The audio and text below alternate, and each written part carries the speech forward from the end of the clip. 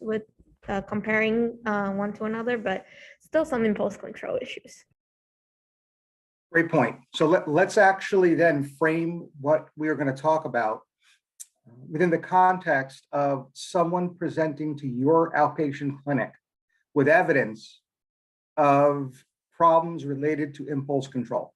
And so they may be court ordered, they may be a self-referral, but if we look at the contest, this particular episode, and think of impulse control, let's actually set that up as our chief complaint.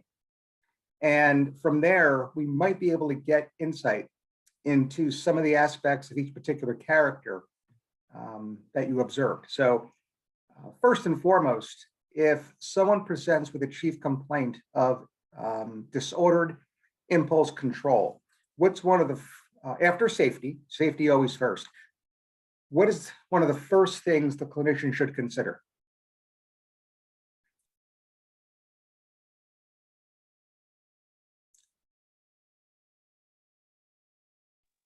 Do you mean diagnoses wise, or like what to ask next or focus on next?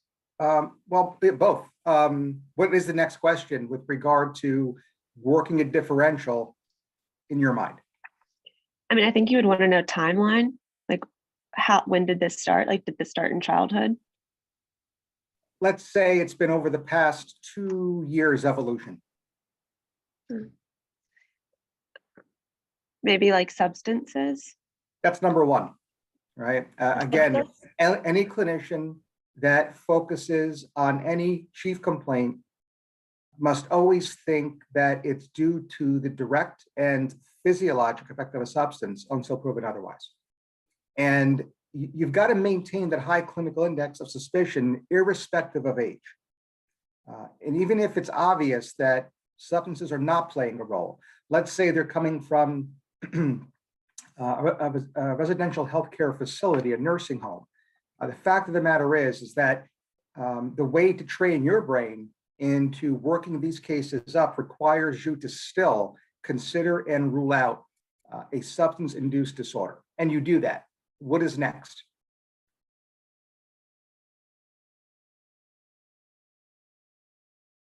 If substances, sorry, go ahead. Rule out if it's caused by any medical conditions, perhaps a brain injury or something like that. Excellent. All right. So if substances are number one, 1B would be due to another medical condition. Yep. And when you put those two together, and as clinicians, we often do, you'll often hear the term organic etiology come up in discussion. And that's exactly what we're considering here. Related back to our episode, the contest, is there any evidence that any of the characters' impulse control problematic behaviors or behaviors demonstrating deficits in impulse control are due to an organic etiology?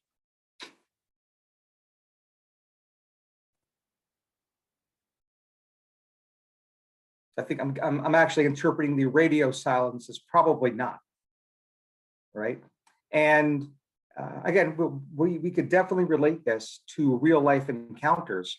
The next question is, does the absence of information with regard to the 30 minutes you know of these individuals reassure you then that an organic etiology can be definitively ruled out? Are you comfortable here?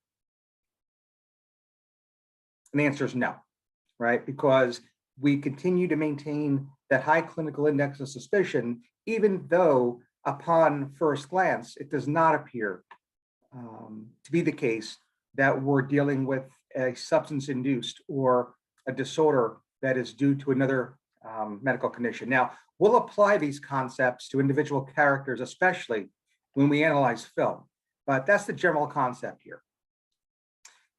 At this point, with regard to the characters of Seinfeld in the contest, does anybody want to pick a character and begin to discuss what they observed pertaining to their impulse control issues? I would definitely want to start with George. I mean, since the episode also starts with George.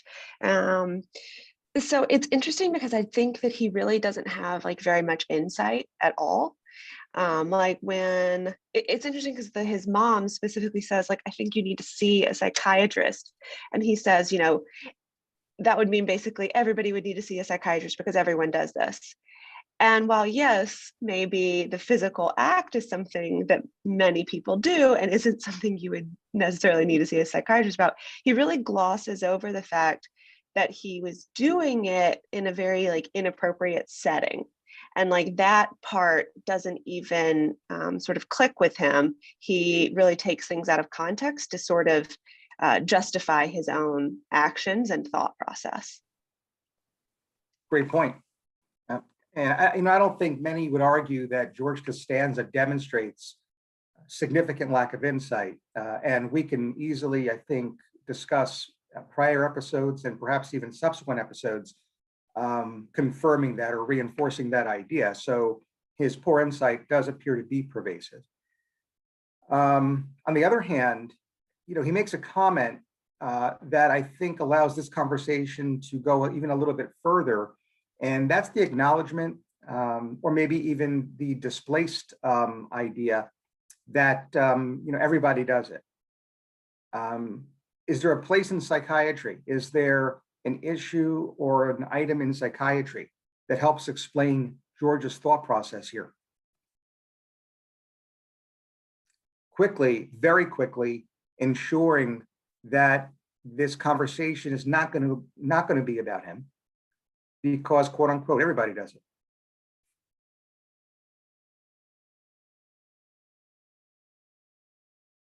Maybe it could be a defense mechanism, but of course not an adaptive one, a maladaptive defense mechanism that he's employed to kind of externalize that blame into other people to try to shift the focus away from himself. Yeah, so I think the defense mechanism of rationalization has to be discussed here, absolutely. Anything else? So George's line of thought here is consistent with findings from the Stanford prison experiment, where individuals they were randomized to play the role of either a prisoner or a guard. And in that role, what was found is that the prisoners actually began to act in such a way that really did not at all adhere to who they were as students, and B, because of their particular role and because of the group or mob mentality, the experiment had actually been terminated because of the harsh and cruel treatment of the students who were playing the role of prisoner, right? So there's been several movies made from this. I would certainly recommend any one of them just to refresh your memory of the Stanford prison experiment. But the idea of, well, everybody does it, somehow justifying your act goes along with what was found in that experiment, right? It's a group mentality that allows for individuation and therefore rationalizing one's behavior, right? So it's a way to deflect. So we see that from a social psychiatry perspective, the Stanford prison experiment, or even an psychodynamic perspective, defense mechanisms, rationalization. We have some light shed on George's behavior here. Any other observations you'd care to discuss pertaining to George Costanza in the contest? I also thought, going along with what Shelby mentioned about the lack of insight, it was very clear on the scene of the hospital where he was using the excuse to go visit his mother, but he was really just trying to observe from behind the white curtain what was going on the other side. And I felt really bad for his mom because she was hungry at some point and she wanted him to bring her a sandwich, and he really was not having it because he wanted to observe through the curtain what was going on. So I thought that also demonstrated a bit lack of insight and some selfishness on his part as well. Good point. I found it interesting that in that particular scene, what Larry David was revealing to us was that you had two separate impulses of the id. You had two separate impulses of the same component of the subconscious personality. You had the biological drive, you had the drive to have sex, and you had the drive for nourishment. And each of those drives were personified by two different characters. And perhaps not so ironically, one was mom and the other was son, playing out the Oedipal complex. Right. So very interesting scene there with regard to what was going on. Again, from a Freudian perspective, demonstrative of the id's biological drives, right? The pleasure principle, mom, food, nourishment, son, sex, procreation, and yet in conflict with each other. Right. So very, very interesting scene. I thought that was also interesting because it sort of tied into another point in the show, in this episode, where they're watching in on this woman across the street. And so those were kind of similar in that he's sort of trying to watch in on this nurse giving a bath, which is like private and not something you should be watching in on. And the everyone else thinking it was totally normal and acceptable to be sort of like this peeping Tom. And so it just really put into perspective their comfort with violating other people's boundaries and like rights for privacy. Oh, absolutely. There's no doubt that George, as well as Kramer now, demonstrate a behavior that is likely to be voyeurism, or per the American Psychiatric Association, to the extent that it becomes clinically significant, voyeuristic disorder. Right? Voyeurism is the act itself. It's considered a paraphilia in as much as it is a behavior outside of a cultural norm. The paraphilic disorder, for example, voyeuristic disorder, is when that deviant behavior becomes clinically significant, then resulting in a mental disorder, an actual diagnostic illness. Right? In this case, we'd have to rule out voyeuristic disorder. Now, this one's a little tricky because of your observation. They clearly violate others' rights. So from that respect, it is clinically significant, even though I believe the respective characters, Kramer and George, would tell you otherwise. Like, it's not affecting them, they don't care. But because they do infringe upon the personal rights of others, it is considered to be clinically significant, right? Which reminds us that we have to take others' collaterals and collateral information into consideration.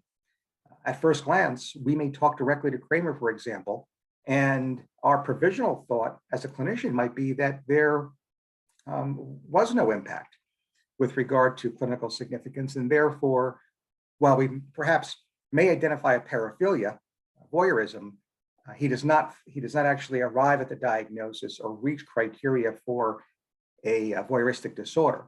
But then when you understand things from the perspective of the other whose rights were violated, that changes.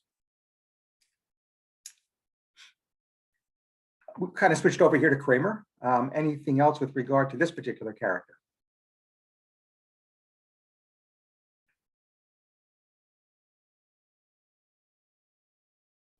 Any other characters in the contest you'd like to discuss? I can mention something about Kramer maybe. I thought it was interesting that he was the first one that got out of the challenge, and he didn't care. He didn't seem to mind that he was the first one to get out, and that he kind of just embraced everything that we just talked about. I must admit, I wasn't maybe thinking as critically through it as I was watching the episode. Now, as I'm hearing everybody's discussion, I'm thinking, wow, yeah, they were infringing on everyone's privacy, and you're kind of just watching it as a comedic relief. But he really doesn't mind. He, along the side of George, where he it doesn't click, like Shelby was saying when his mom was saying that there was an issue there. For Kramer, he's not even, nobody's telling him that it's an issue. It's not even registering. And so at least I feel like George is one step ahead, where someone's helping him and telling him that he should see someone, whereas Kramer is one step before, where he hasn't even thought about it as an issue at all. And he's, fully accepted that he's out, and this is what he needs to do for himself. It's true. He has no problem plopping that money down and saying, I'm out. That's it. I'm not even being part of this. I think it's demonstrative of Kramer just separating himself emotionally from others in the first place. He's perfectly content to march at the beat of his own drum. And this is something that is very, very consistent with this particular character, consistent with regard to stability, all 9 seasons, as well as pervasiveness. Aspects of his life, even within one season, or in this case, even one episode. He really does not mind. I think living a life that is emotionally separate from others. And to that extent, one of the chief differentials with regard to who is Cosmo Kramer is the schizoid personality disorder. Definitely behind him. And I just think his behavior in the contest is further supportive of that. I also found it interesting because it seemed like the show itself was kind of rewarding him for that. Like how immediately after, like the first night when he's dropped out, how he's like sleeping peacefully and everybody else is tossing and turning. And then they also end the show showing like how everyone is sleeping and he's sort of coming out like the winner there as well. And I think it's interesting because, yeah, you could definitely think of Kramer as this sort of like schizoid, and that the avoidant part is maybe maladaptive, but also it sort of puts into contrast everybody else's over dependence on each other. And so they're sort of rewarding him for kind of not engaging in that over dependence and like codependency that everyone else has. Yeah, they're kind of they're like modeling the punishment for Kramer, further reinforcing his isolating behavior. I could definitely see that. Somebody put up in the chat room with regard to this episode that the M word isn't used. And I just think that's further testament to the breakdown of the id versus the superego. None of these characters will actually allow for that word to come to conscious awareness so they can act on it, in this case, verbalizing it. And when that happens, that impulse must stay in the subconscious. And the way it does is by the mediator, the ego, specifically the ego defense mechanisms, any one of which, or some combination of which. So it's true. The observation that the M word is not used in the contest is consistent with this idea that these actors and characters in this particular episode are operating at the level of the id, that's the subconscious. And there are mechanisms in play, specifically ego defense mechanisms, that really prohibit these impulses from coming to conscious awareness, and therefore saying it out loud, because the word isn't stated.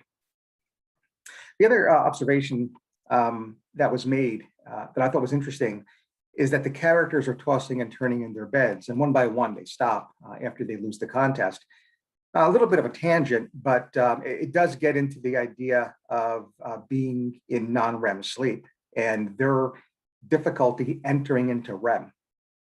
Their tossing and turning likely is demonstrative of stage 2 sleep, where individuals have microarousals and built-in mechanisms called K complexes that allow them to stay asleep and not wake up and enter full alertness or enter into a state of full alertness. So their tossing and turning is definitely demonstrative of non-REM because there's no muscle atonia. They are able to toss and turn. And that's certainly something we could look at with regard to clinical significance. If they're not entering REM sleep, they're not likely to wake up feeling that they have fully restorative sleep. You do need some REM. You certainly need stages 3 and 4. That's definite, those deeper stages of restorative sleep. And the likelihood is that these individuals, these characters, are not entering into those stages, and therefore they're going to have insomnia. And they can present to a clinic with a chief complaint of difficulty sleeping or not feeling refreshed upon awakening. So that's something to look out for as well. All right, 25 past the hour. Any closing thoughts?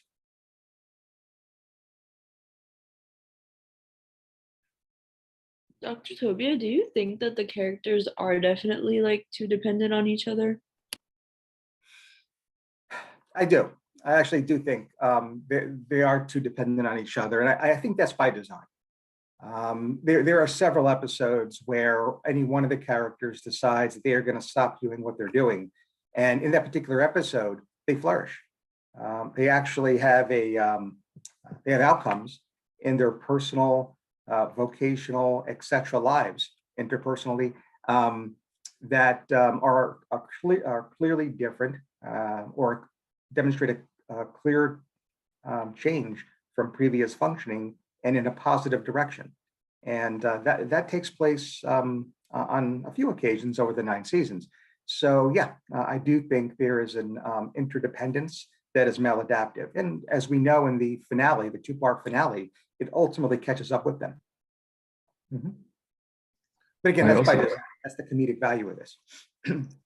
I also noticed that George and Jerry, when they were holding out, started to get more irritable and aggressive with each other, almost fighting about their socks.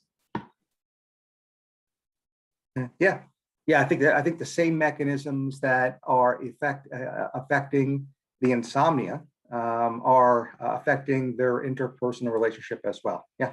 Now remember, again, I think this is the final point we'll make today because it is a major take-home point. We notice everything that's going on here, and I think we would all respect that there's still a lot under the surface pertaining to this particular topic that we don't know. Despite that, what we do know is that it is affecting their lives, and hypothetically, if they were to present to clinical practice, it is not going to be with a chief complaint that has anything to do with what the contest is about. The chief complaint is likely going to be dysphoria or depression, anxiety or insomnia, which are very common chief complaints in clinical practice. Only when you scratch the surface, only if you ask the right questions, might the clinician arrive at some of the content that results in the patient's chief complaint. And of course, that information is contained in the episode, The Contest. So just a reminder that when you're in clinical practice, there is going to be the tendency to hear, I'm feeling down, I'm feeling depressed for the 100th time that week. All depression or all chief complaints of depression are not built the same.